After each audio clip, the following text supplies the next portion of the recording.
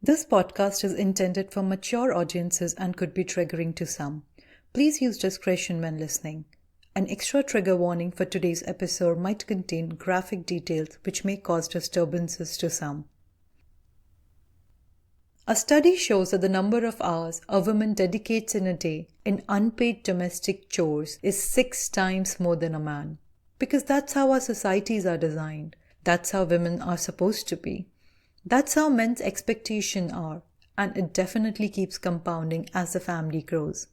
But then there are also cases where husbands are ready to take equal burdens, share parenting responsibilities, which make a huge impact for women to think about what they want to do in life, what their aspirations are or ambitions are. But what about women who are expected to do 16 to 20 times more than anyone in the family? How do we survive with the burden of doing everything and that too perfectly? Abusers and sometimes an entire family who is involved in the abuse try to control their target by shaming them because that's the easiest thing to do. People who already have some kinds of insecurities in life can easily be led to self-doubt just by continuously telling them how worthless they are. Have you ever heard of that experiment where if you daily, repeatedly and consciously tell a healthy plan, mean things, bad things and loathe it with disgust, ultimately soon enough one day it will dry out and die? The fundamentals are same with people. If the abusers keep traumatizing them by saying mean things, correcting everything they do, constantly accusing them, telling them how horrible they are, at one point of time, victims actually start believing that it might be they who are the problem and not the abusers. I'm Sonali and you're listening to Dancing in the Dark. This is a podcast where I'll take you to the journey of my survival and with my story identify and examine different forms of abuse. We will try to strengthen each other in an attempt to make this world cruelty-free and help victims to be strong survivors. I was constantly reminded by my in-laws of what a favor their Prince Charming son, my ex-husband, did by marrying someone like me, or how my parents have not taught me anything before sending me away, or why do I question everything and not do as directed? Basically, why do I have a brain of my own? He also had huge issues if I talked to my friends or relatives and kept constant tab even on the length of my calls. Near the end of the marriage, I was so scared of him that I actually stopped talking on calls with anyone, including my family. His favorite pastime after office was scrutinizing my phone records, seeing what I commented on other people's social media posts, regularly update my Facebook feed with our happy pictures, inquiring what I did, why am I talking to male friends, criticizing my cooking, the way I keep the house, the way I dressed, calling me names, pointing out the places where my body had extra fat and making demeaning comments, and the list is pretty exhaustive for me to even remember. He also liked taking pictures of me when he was pulling my ponytail or pinching me or poking my body with anything in his hand just to point out the place he wanted me to reduce. I still have one such picture with me, and it surely doesn't bring happy tears. In my head, we were married, so we were one, and we should be sharing everything with each other just like couples do. I was hoping to build a happy relationship, and I knew it would come only with time, and I was prepared to put in those hours. He was still screaming in his dream, but it wasn't happening very frequently. However, he fed the narrative so deeply in my mind, I started believing that he was actually screaming my name, Shona. And every time I felt so disgusted by myself, thinking what have I done to him? And every single day I made an extra attempt to make him happy, to be a perfect daughter-in-law and a dutiful wife. Approximately 20 days passed and it was our biggest Hindu festival of the year, Diwali. I was super excited and happy as it was my first festival after the wedding and I was really looking forward for the same. We were at our in-laws' place and for the last 3 days I was preparing for the festivities. The living area was once again filled with gifts, sweets, crackers and boxes that my parents have sent as a token for the family. I was looking forward to dress up in the beautiful traditional sari my mom sent as a gift. I made traditional rangoli, cooked a 3-course meal for everyone and prepared for the ritual, which was a long, lengthy process. I was trying to finish all the cleaning before the religious rituals began, as we were getting very late. I very casually requested him to hold the bedsheet from the other end of the bed as I was trying to make the bed. My mother-in-law, who was standing there, remarked that I should be ashamed for asking help from my husband, who is the earning member of the family. I really did not understand that statement. I have been doing everything since morning, and I already was very tired. I politely replied, I just asked him to hold one side of the bedsheet and that's all. That was the worst Diwali in my entire existence. I can never forget the sight. He yelled and yelled and yelled till I fell unconscious on the ground. First he was offended as to how dare I asked him to do anything as he had such an hectic week of work. Then he was offended that I talked back to his mother, and at last he was offended because I'm offending everyone in the family. I tried to explain him that this is my family too. She is like my mother and I had no intentions of talking back to her. I was just explaining my point of view. At this point of time, he was now offended that I was talking back to him. He didn't let me speak after that, started throwing things here and there, and both my in-laws also started yelling that I ruined their festival. It's because of me that there is so much sadness on the day of one of the biggest festivals. I could only hear screams and 3 people were now accusing me of saying only mean things.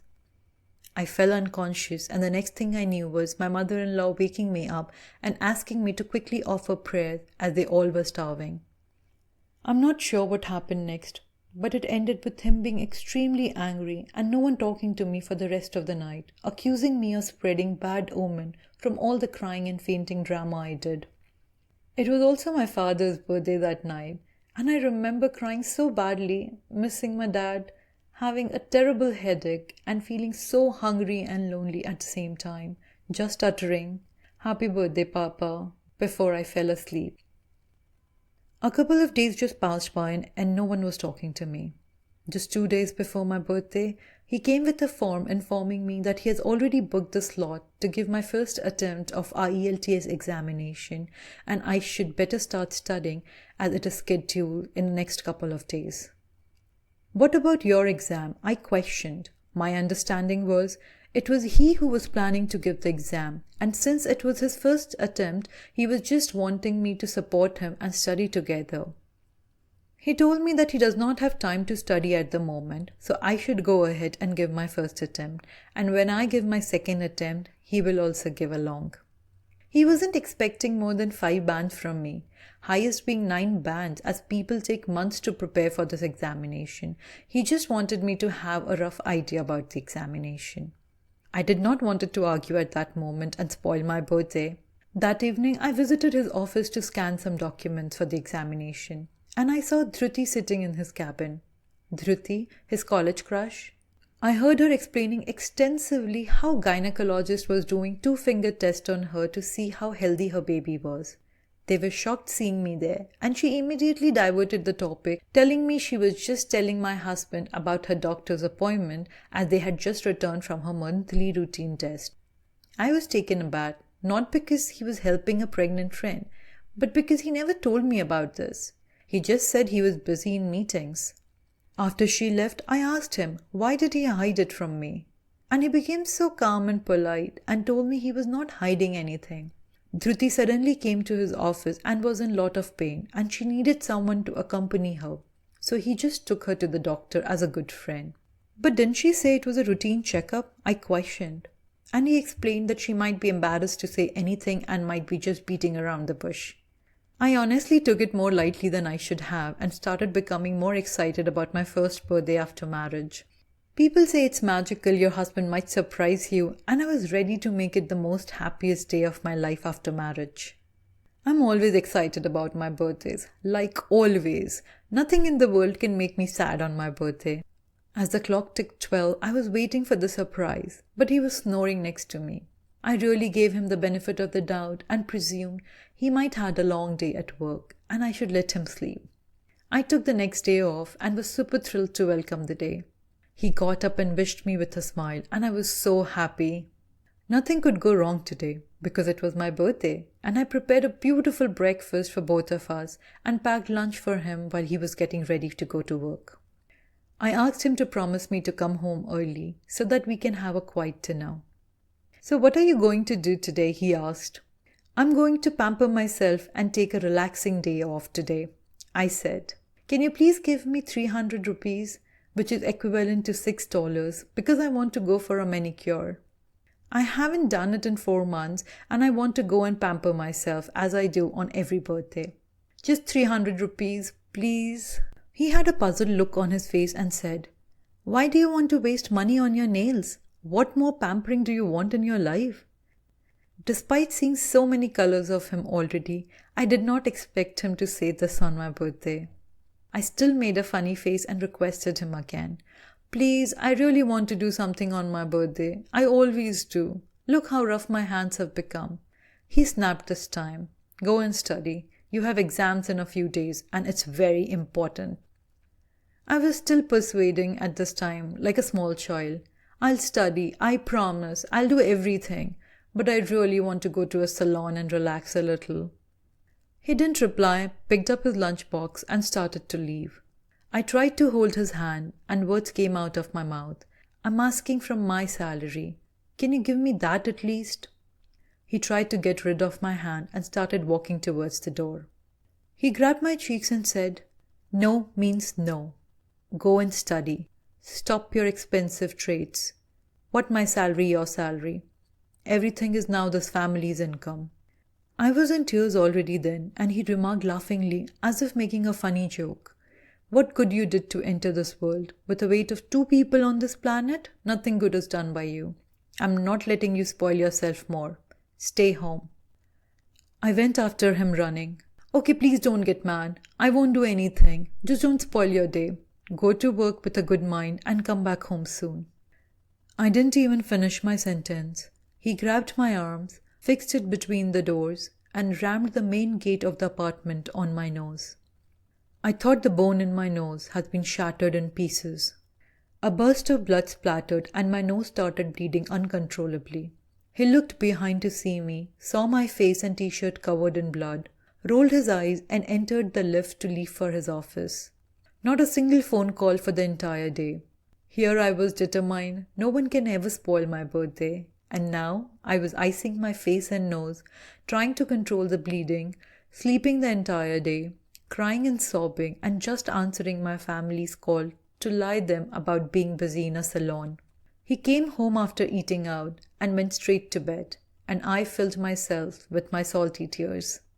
Next morning, it was me who had to say sorry to him, or else he would not drive me to the exams location. A couple of weeks later, quarterly reports were announced by my company, and I was winning in one of the categories.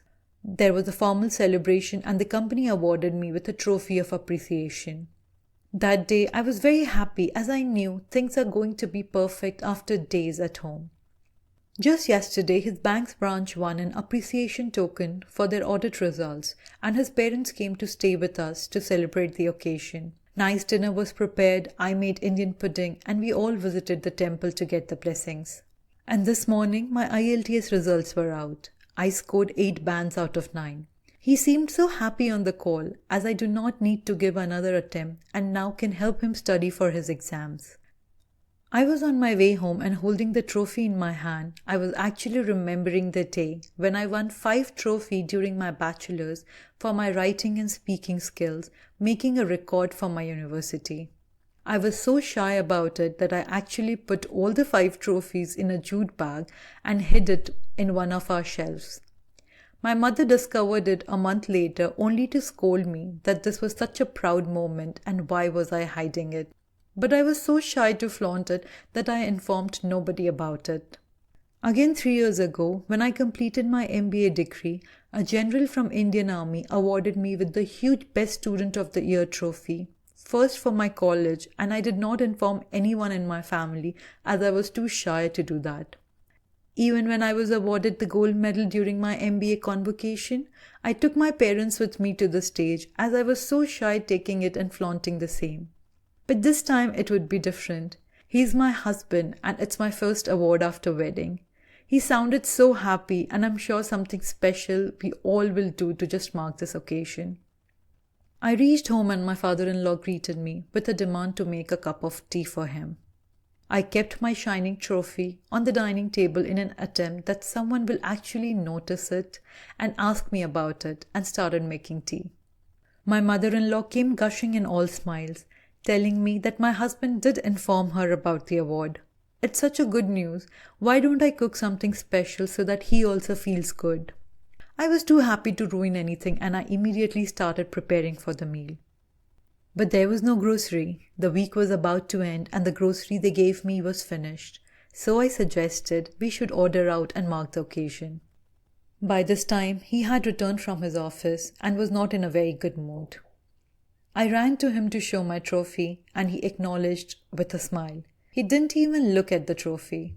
I quietly kept it back on the dining table and started discussing dinner plans. My father-in-law at this point of time was super annoyed and blamed me for the lack of planning in the house. He said he was starving because I was too busy flaunting my trophy. I did try to explain that the weekly quota they gave me on Monday mornings was actually exhausted, and because they came to stay with us to celebrate my ex-husband's achievements, everything now is finished. I was actually giving a very logical explanation of the situation, and all three of them started accusing me for taunting them as if they ate all the groceries. At that point, I thought I might have misspoke, and I started re-explaining again that it is not because of my lack of planning that the groceries are over, it's because everybody was there and so the groceries were finished. I was feeling so small to even discuss this petty situation, but the more I spoke, the more they trapped me with my own words. Finally, I asked my mother-in-law, what does she want me to do? I can do that, and she herself can see how limited things are given to me. Because I said so, he was getting angrier every second now, thinking that I'm trying to talk back to all the people.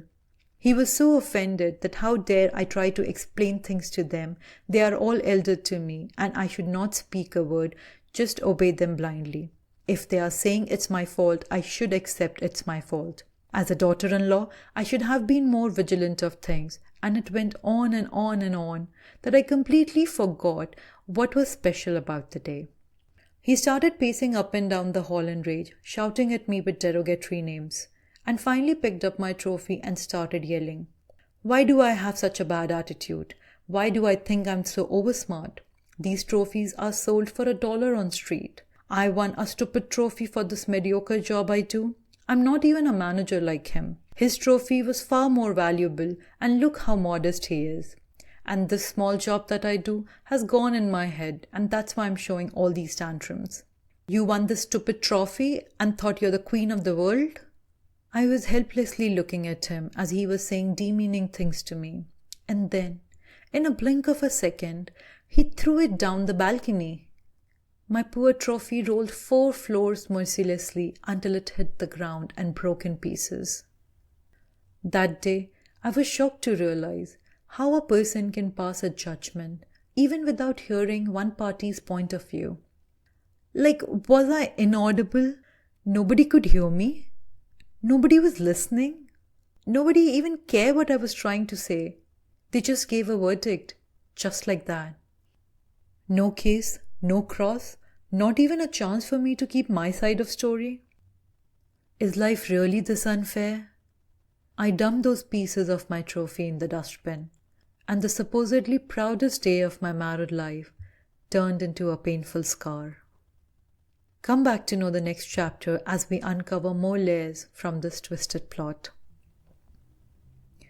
Dancing in the Dark is written, recorded, edited and produced by me, Sonali, in an attempt to empower and support victims of gender-based violence, domestic abuse and intimate partner assaults. Thank you for listening.